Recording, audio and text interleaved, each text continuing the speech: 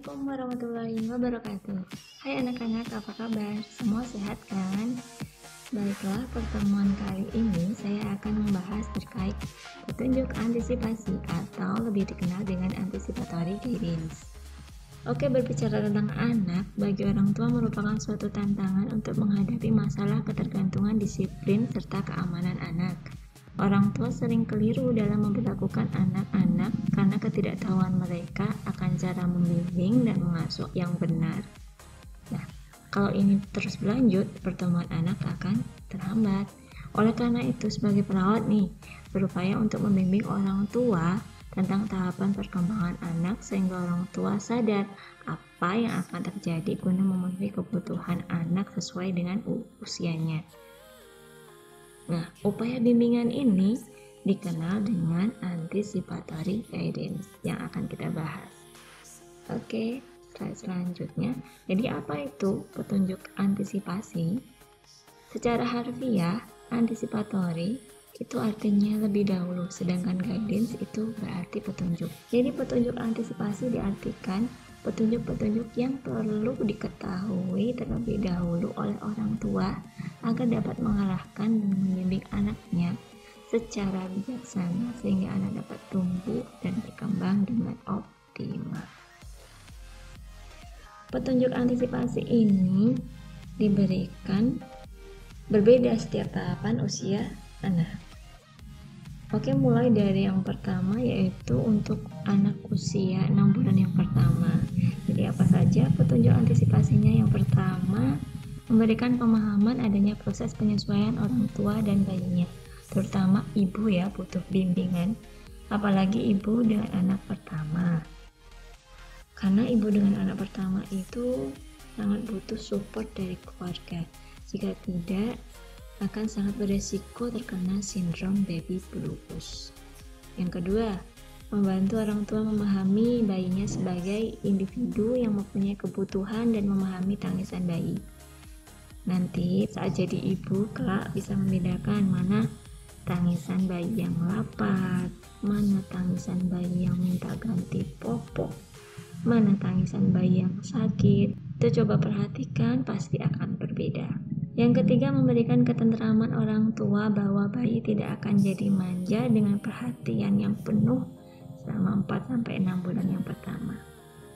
Seperti kata Ali bin Abi Thalib dalam mendidik anaknya ya, 7 tahun pertama didiklah anakmu sebagai seorang raja, jadi manjakanlah ya. 7 tahun kedua didiklah anakmu seperti tawanan, jadi disiplinkan, mengajarkan mana yang hak dan kewajiban untuk dirinya. Untuk 7 tahun yang ketiga, didiklah anakmu seperti sahabat. Untuk 7 tahun yang ketiga ini, komunikasi adalah poin yang penting.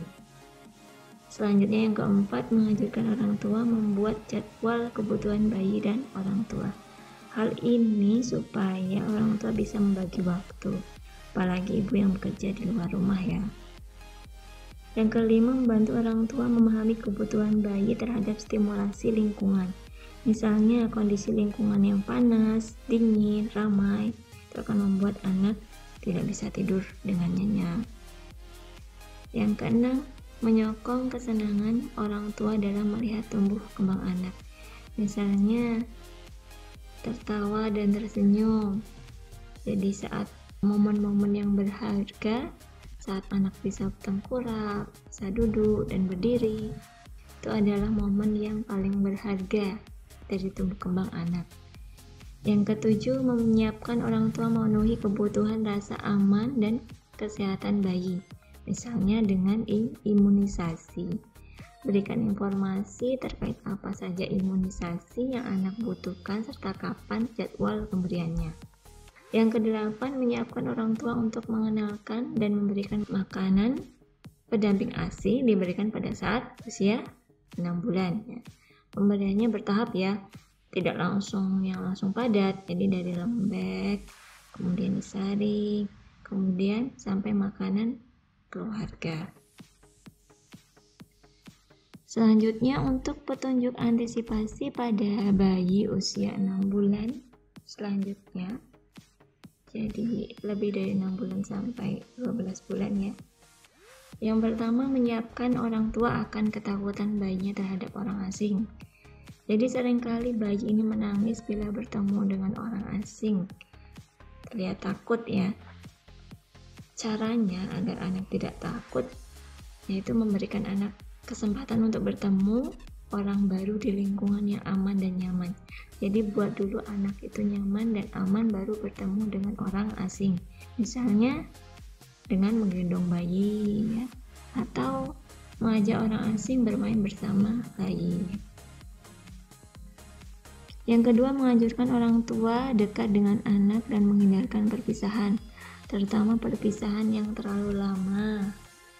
Karena ini akan berdampak pada perkembangan anak, terutama psikologi anak. Yang ketiga, membimbing orang tua disiplin sehubungan dengan pergerakan bayi yang semakin aktif. Jadi orang tua harus senantiasa memperhatikan bayi karena bayi belum mengerti mana yang berbahaya, mana yang tidak untuk dirinya. Yang keempat, menganjurkan untuk menggunakan suara negatif dan kontak mata daripada hukuman badan sebagai bentuk disiplin.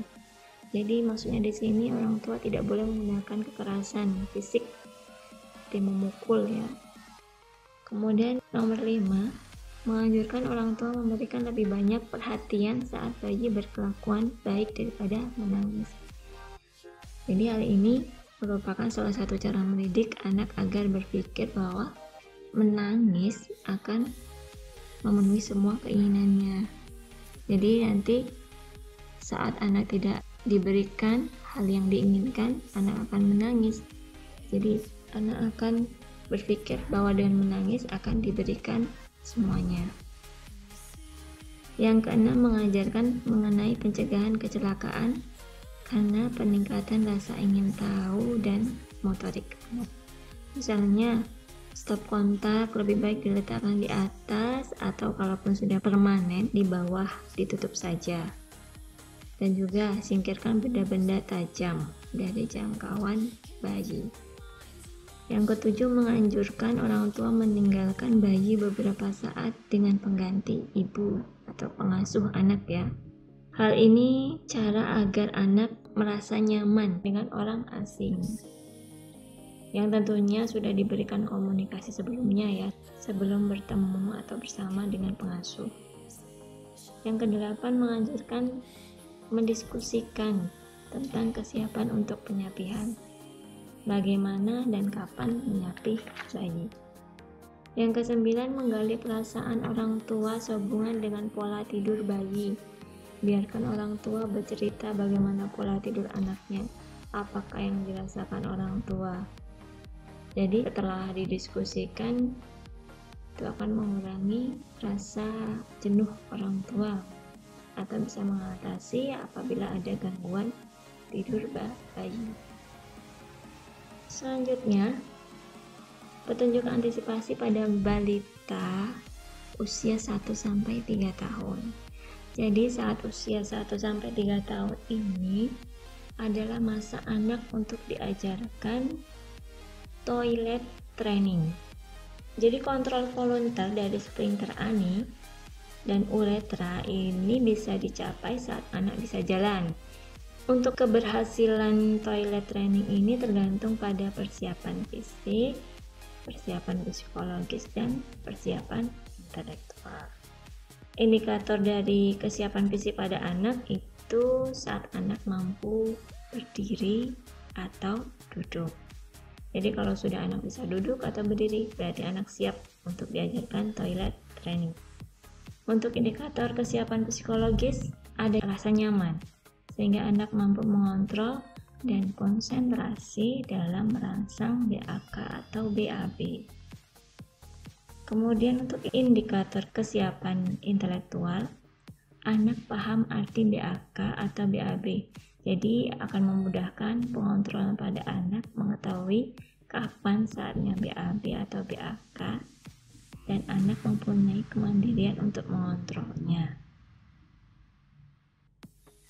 Untuk cara toilet training, ada 2 teknik Yang pertama, teknik lisan. Caranya yaitu memberikan instruksi pada anak dengan kata-kata sebelum dan setelah BAB atau BAK.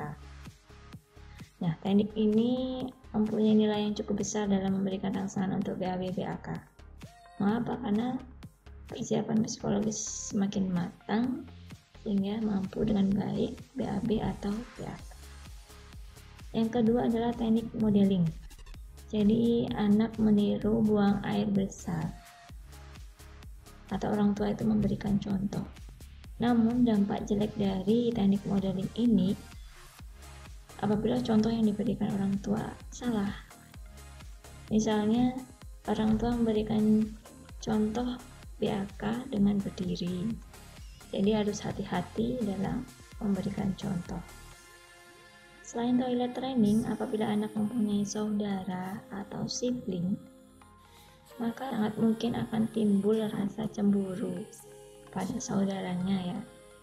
Jadi anak akan iri dengan kasih sayang yang lebih besar kepada saudaranya atau adiknya atau kakaknya. Oleh karena itu, untuk mengantisipasi dengan melibatkan anak dalam perawatan adik barunya. Namun jika orang tua merasa terganggu, bisa memberikan boneka yang diperlakukan sebagai bayi. Jadi anak juga berlatih untuk membantu ibunya mengasuh adiknya. Secara rinci, antisipasi yang diperlukan saat anak usia toddler dibagi per usia, mulai dari usia 12 sampai 18 bulan, 1 sampai 1,5 tahun. Yang pertama, menyiapkan orang tua akan perubahan tingkah laku anak masa balita, terutama negativistik, yaitu perilaku yang bertentangan dengan kebiasaan. Fase negativistik ini normal dalam tubuh kembang anak. Pada fase ini biasanya terjadi pada usia sekitar 2 tahunan. Si batita sudah mulai menunjukkan penolakannya dengan cara membangkang, tidak patuh, atau memperlihatkan bahwa dirinya itu bisa mandiri, melakukan semua hal. Seringkali orang tua menjadi tidak sabar dalam menghadapi si batita, sehingga emosi orang tua pun meledak, ya kan? Padahal orang tua justru dituntut menghadapi fase ini dengan tingkat pengertian yang sangat tinggi kesabarannya dan tidak henti untuk berkomunikasi dengan si batita. Dan yang kedua, mengkaji makanan sekarang. Siapkan penyapian botol. Misalnya siapkan untuk kebiasaan minum dengan gelas ya. Meningkatkan makanan padat untuk anak. Perkenalkan makanan keluarga. Yang ketiga, menyiapkan cemilan di antara 2 waktu makan dengan makanan yang disukai. Ini dijadwalkan rutin ya. Jadi siapkan makanan yang sehat, misalnya buah dan makanan yang tidak mengandung MSG atau pengawet. Yang keempat, mengkaji pola tidur anak, terutama minum malam pakai botol. Dan perilaku menunda yang memperlambat jam tidur, jadi tidur malam ya. Karena hal ini akan mempengaruhi kualitas tidur anak. Kalau kualitas tidur anak jelek, akan mempengaruhi tumbuh kembang anak tentunya. Kemudian yang kelima, menyiapkan orang tua untuk mencegah bahaya yang potensial di rumah. Misalnya stop kontak tadi ya, stop kontak itu harus dijauhkan dari anak-anak, jadi harus ditutup, kalau nggak ditinggikan, karena itu tadi anak belum tahu mana yang berbahaya untuk dia, mana yang tidak. Kemudian yang terakhir, mendiskusikan mainan yang baru, maksudnya yang keenam, mendiskusikan mainan baru untuk perkembangan motorik, bahasa, sosial, dan pengetahuan. Jadi ajarkan kepada orang tua mainan-mainan yang aman yang sesuai dengan usia perkembangan anak.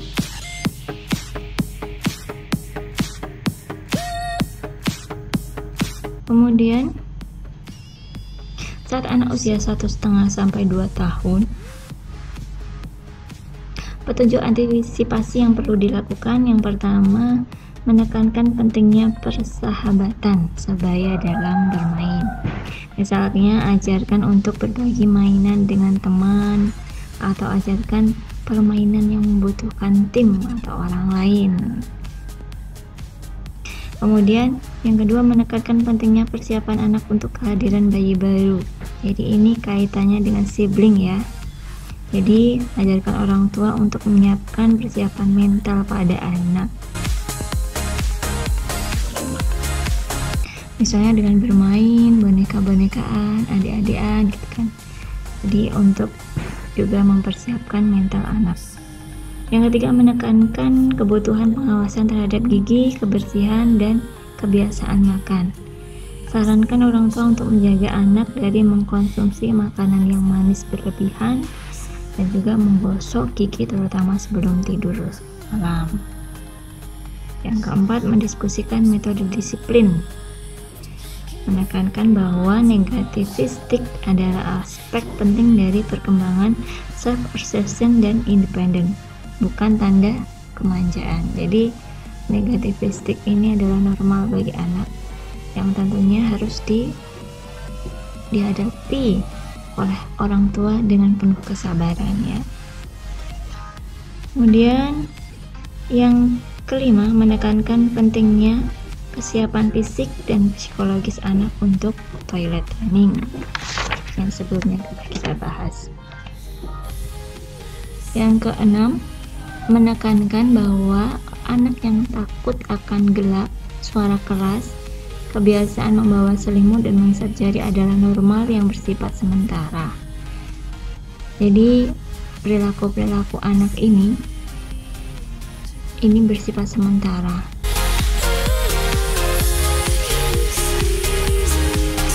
Yang ketujuh, menyiapkan orang tua akan tanda-tanda regresi anak saat stres. Misalnya tanda-tanda regresi ini misalnya anak dengan kembali mengompol ya. Kemudian yang kedelapan, mengkaji kemampuan anak berpisah sesaat dengan mudah di bawah asuhan keluarga. Jadi kaji apakah anak itu saat dipisahkan dengan orang tua atau berpisah dengan orang tua, apakah dengan mudah untuk berpisah atau tidak ya. Jadi untuk bisa